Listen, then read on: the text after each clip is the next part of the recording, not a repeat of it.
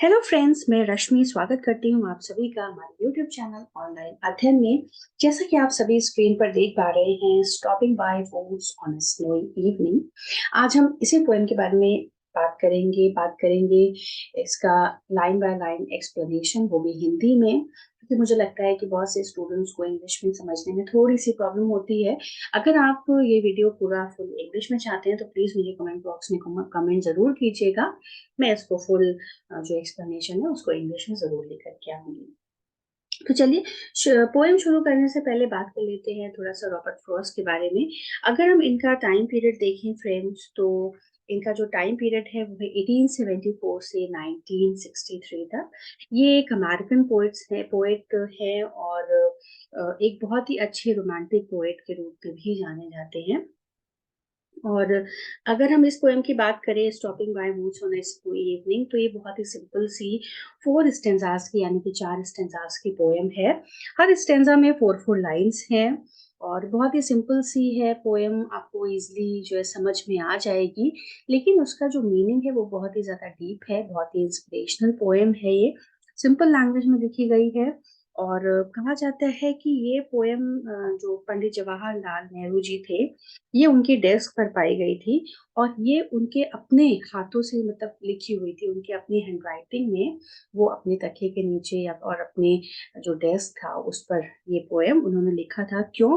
क्योंकि ये उन्हें इंस्पिरेशन देती थी और इसीलिए पोएम एक तरह और भी ज्यादा फेमस है।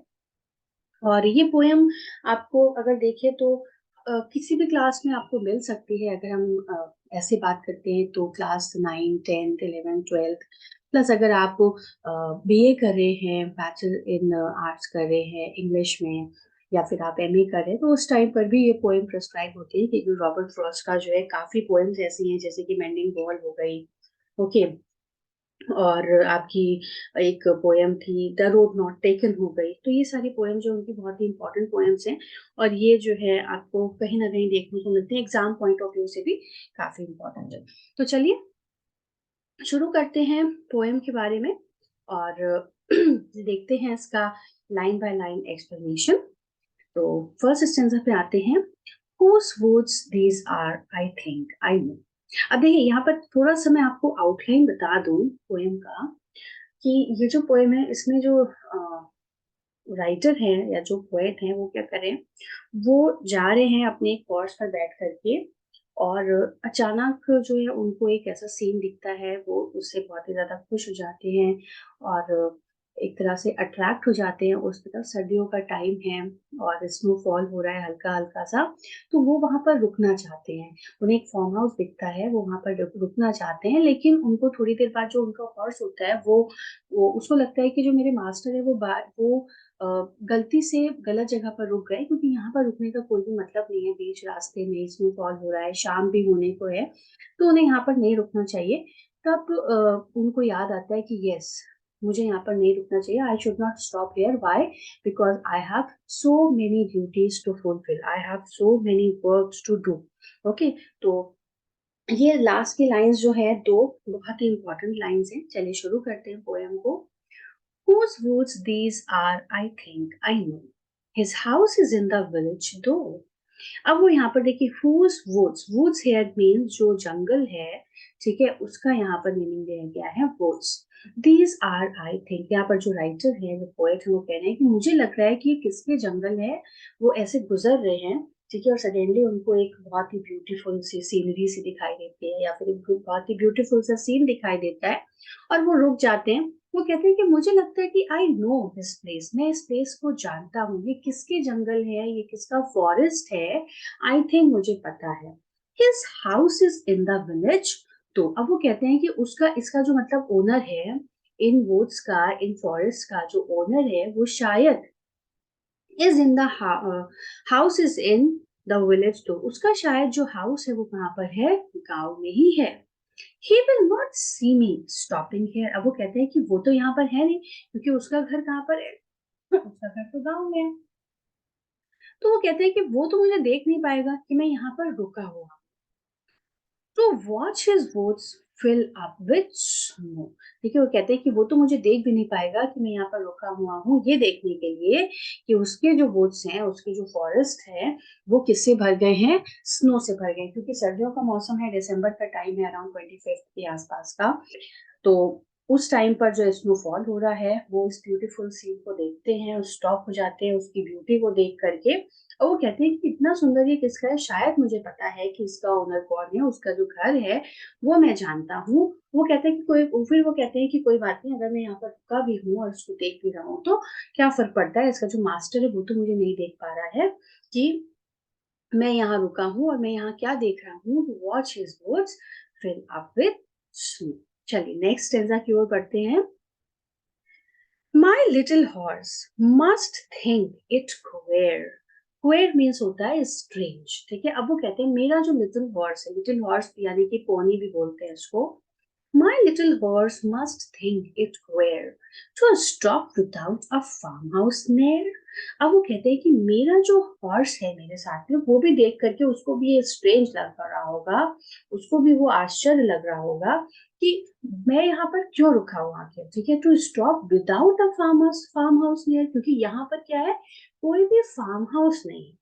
ठीक है, अगर यहाँ पर कोई फार्म हाउस होता तो मैं यहाँ पर रुकता कि चलो मैं यहाँ पर, हो सकता है उसको ये लगे कि मैं यहाँ पर रेस्ट करने के लिए या फिर रात में स्टे करने के लिए रुक रहा हूँ। लेकिन यहाँ पर तो कोई फार्म हाउस भी नहीं है, तो मैं यहाँ पर क्यों रुक रहा हूँ। Between the woods and frozen lake, और किसके बीच में, बिटवीन द वुड्स, इन जंगलों के बीच में, और इस फ्रोजन लेक के बीच में। यानी कि फ्रेंड्स, इतनी ज्यादा ठंड पड़ रही है कि जो लेक है वो पूरी तरह से जम चुकी है। ठीक है, स्नोफॉल हो रहा है और जो लेक है वो जम गई है। तो कहते हैं कि यहाँ पर तो कोई चांस ही नहीं है रुकने का, और मैं रुका हूँ, इसीलिए जो मेरा हॉर्स है जिसके साथ में हूँ, वो क्या हो गया है, उसके लिए बहुत ही स्ट्रेंज थिंग है कि मैं यहाँ पर क्यों रुका हूँ। The darkest evening of the year. ठीक है, यानी कि इस डार्केस्ट इवनिंग पे, इस ईयर की जो सबसे डार्केस्ट इवनिंग है, मैं यहाँ पर क्यों रुका हूँ, वो भी किस लिए, किसके बीच में, बिटवीन द वुड्स, इन जंगलों के बीच में, और इस फ्रोजन जमी हुई लेक के बीच में। आई होप कि ये स्टेंजा आपको समझ में आया होगा। अगर आप फ्रेंड्स इसका राइमिंग स्कीम समझना चाहते हैं तो मैं आपको बता दूं यहाँ पर। इसका राइमिंग स्कीम जो हुआ वो हुआ ए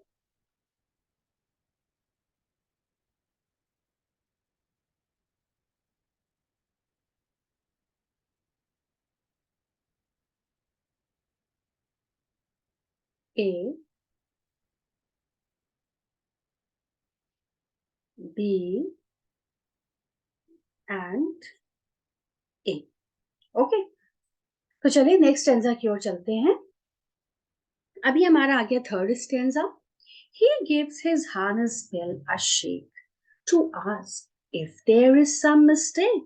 He gives means यहाँ पर जो उनका हॉर्स है, हॉर्स के लिए जो है वर्ड रिफर किया गया है।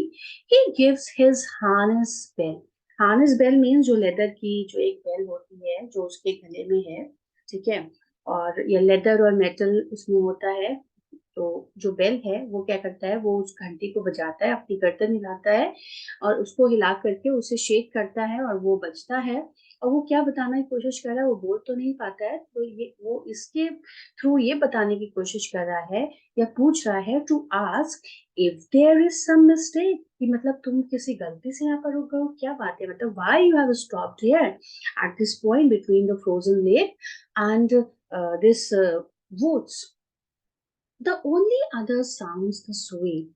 अब वो कहते, अब देखिए यहाँ पर जो है कुछ नहीं है, वो कहता है यहाँ पे कुछ भी नहीं है, साउंड है खाली। ठीक है, और वो साउंड कैसा है, the only other sound is sweep of easy wind and downy flex.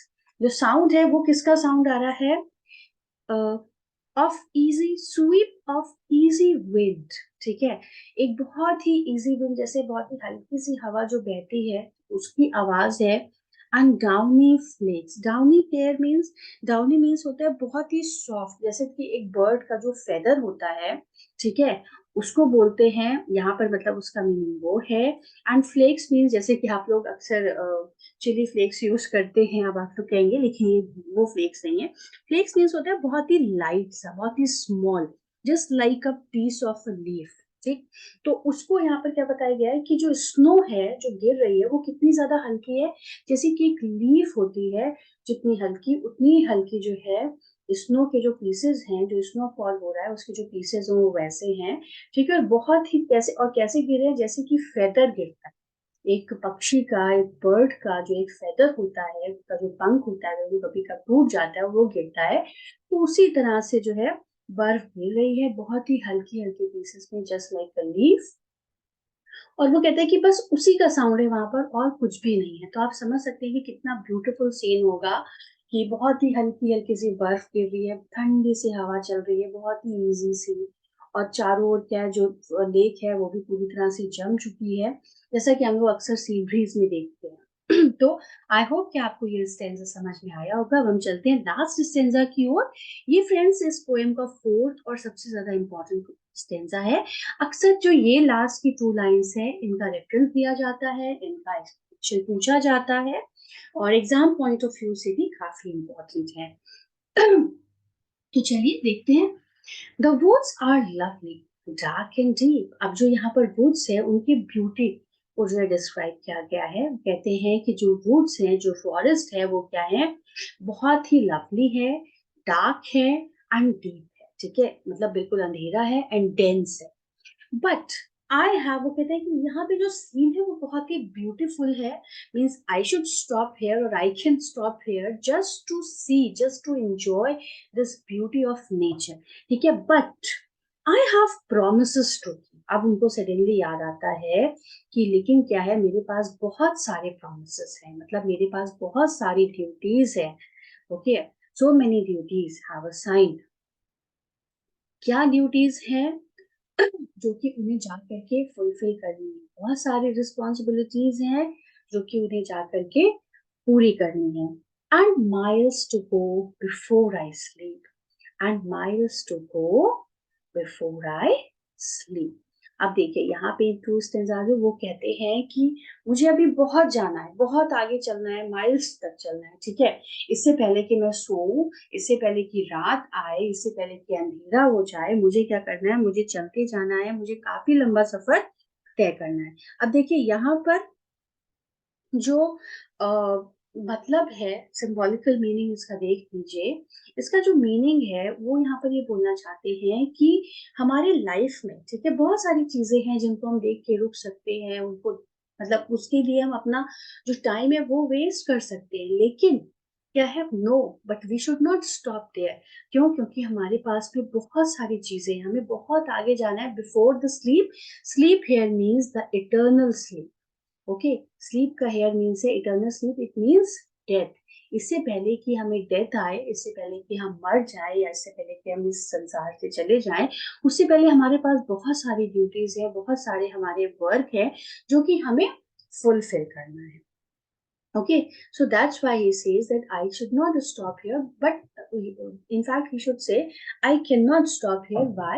Because I have so many responsibilities, so many duties that I have to fulfill before I go to sleep, before, इससे पहले कि मैं eternal sleep में जाऊं, उससे पहले मेरे पास बहुत सारे ड्यूटीज हैं, बहुत सारे वर्क हैं जो कि मुझे फुलफिल करनी है, ठीक है, इटर्नल रेस्ट इन डेथ, उससे पहले।